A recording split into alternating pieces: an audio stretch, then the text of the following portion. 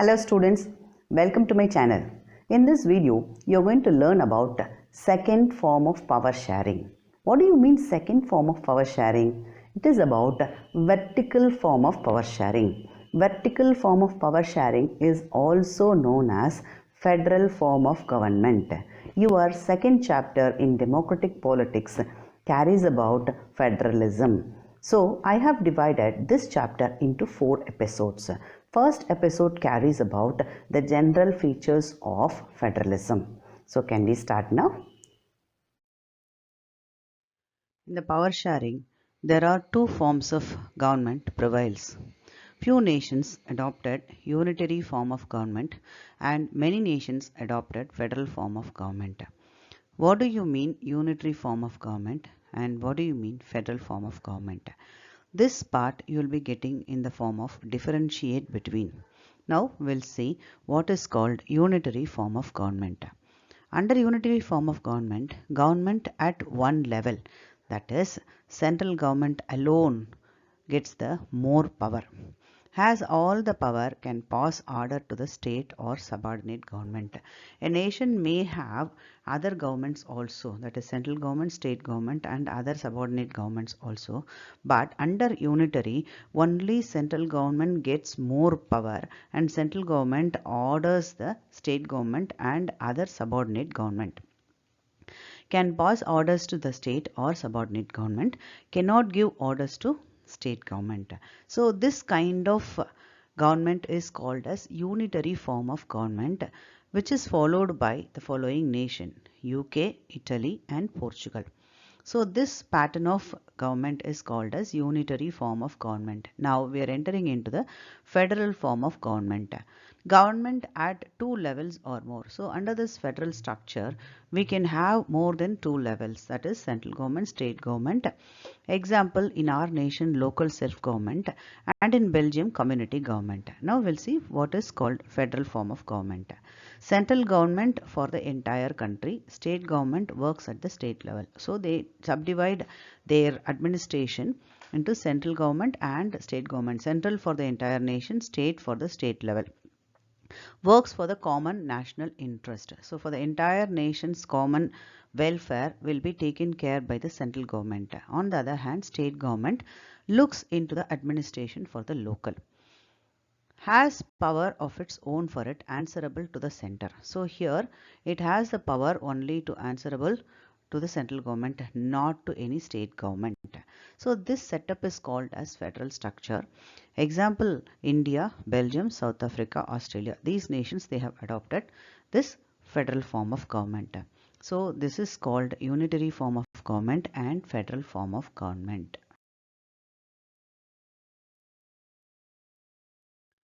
To run a government, many nations, they have adopted federal structure. What is the speciality of the federal structure? When you see the picture, you will come to know. This picture says a big size of ball, which is denoted for national government, none other than central government. On the other side, when you see several small balls are given, that denotes the states. So administrative convenience, a nation is subdivided into several states. So two types of governments they follow. Apart from that, again for the administrative convenience, few nations they will have other units, that is local self-government in India and community government in Belgium. So in this way, this federal structure provides equal power sharing for other governments also. Here central government works for the common cause, that is for the nation's welfare. On the other hand, state government will look after for the benefit of the state and other governments. Example, in our nation local self-government will look after the local area issues. So what is federalism? The definition says federalism is a system of government in which the power is divided between a central authority and various constituent units of the country. So federalism provides the opportunity for other form of government to function smoothly and peacefully.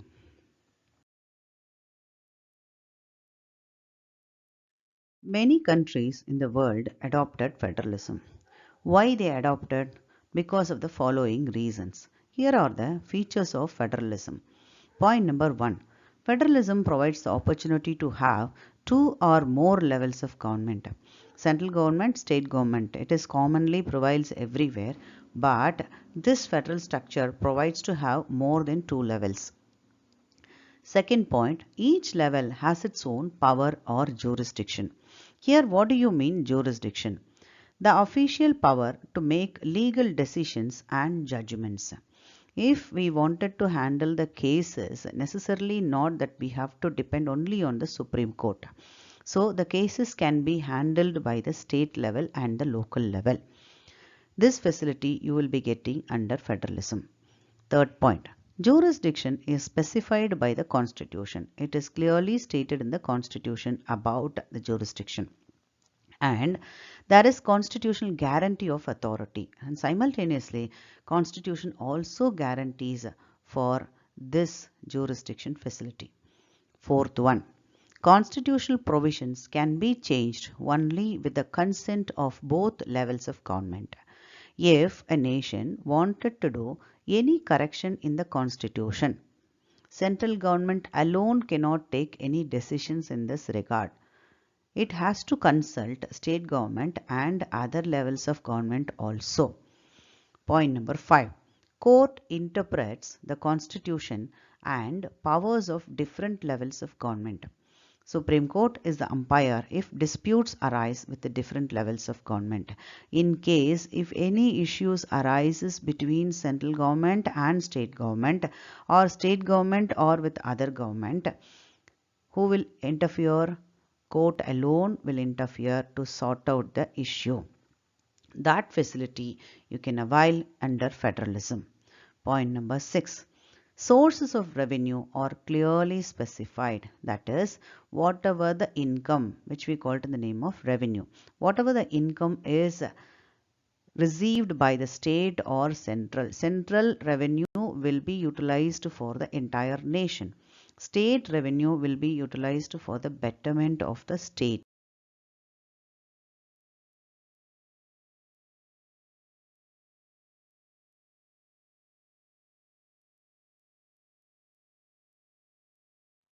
There are two types of federations. One is coming together federation, another one is holding together federation. How this federation will be adopted by the nation? This adoption will be done based on the historical background of a nation. Now we will see what is called coming together. Independent states coming together on their own to form bigger unit. Here I would like to give the example of USA. The nation USA was formed with the combination of 50 states and 13 colonies. So independent states coming together on their own to form a bigger unit. They formed a bigger unit, USA. Point number 2. Increase security by pooling sovereignty and retaining identity. So here they will give priority mainly for their own identity. Sovereignty gives the meaning complete independence. They will not permit others to interfere in their personal issues. Third important one is all constituent states have equal power. Here again I wanted to give you the example of USA. All the 50 states in USA has got equal power. So example nations USA, Switzerland and Australia. Now we are moving towards holding together. Large country decides to divide power between constitutional units and center. Here we have to take example of our own nation. India is a large country. Central government alone takes the decision and simultaneously consults the state government also. Second point, center is more powerful, vice versa the states. Compared to state government, central government gets more powerful. Constituent units of federation have unequal powers. Here gives the meaning central government and other form of government if a nation has got, they'll be having not equal powers, it will be an unequal powers. Example nations India, Spain and Belgium. So this pattern you will be expecting in the form of differentiate between coming together and holding together.